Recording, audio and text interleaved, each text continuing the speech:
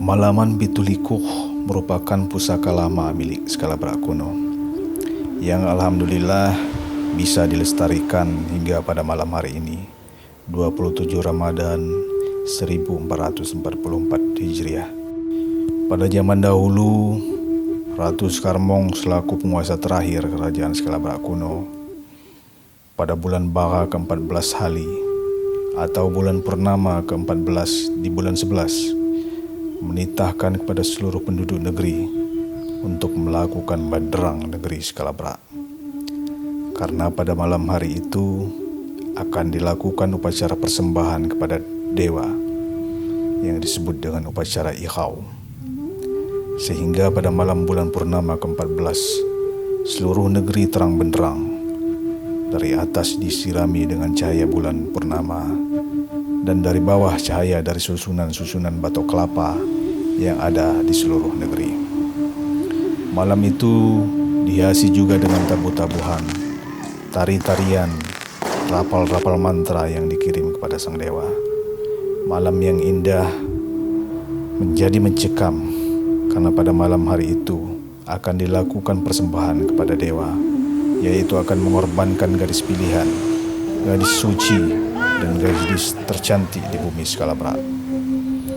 Seiring dengan masuknya Islam di bumi Skalabrak, Skalabrak kuno yang runtuh dan berdiri kerajaan adat Paksipa Skalabrak, tradisi ini tetap dilanjutkan, namun tentu terjadi perubahan dalam rangka menyesuaikan dengan kondisi kekinian pada saat itu. Upacara Malaman Bitulikuh diselenggarakan pada malam 27 Ramadan, yaitu dalam rangka menyambut turunnya para malaikat ke langit dunia. Seiring dengan turunnya malam Lailatul Qadar, bumi Skalabrak melakukan benderang negeri dengan membakar susunan batu kelapa di seluruh penjuru negeri.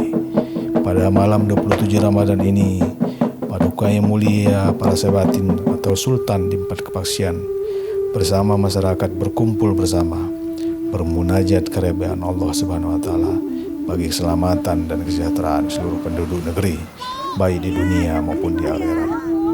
Pada tanggal 30 Ramadan atau menjelang 1 Syawal akan kembali dilaksanakan benderang negeri.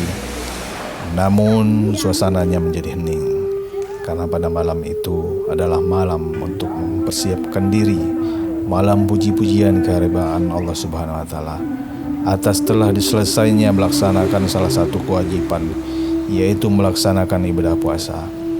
Pada malam itu para sultan di Skalabrak menitahkan pada seluruh penduduk negeri untuk mandi menjelang subuh, yang dimaksudkan untuk mandi sunnah dalam rangka akan melaksanakan ibadah sholat Idul Fitri.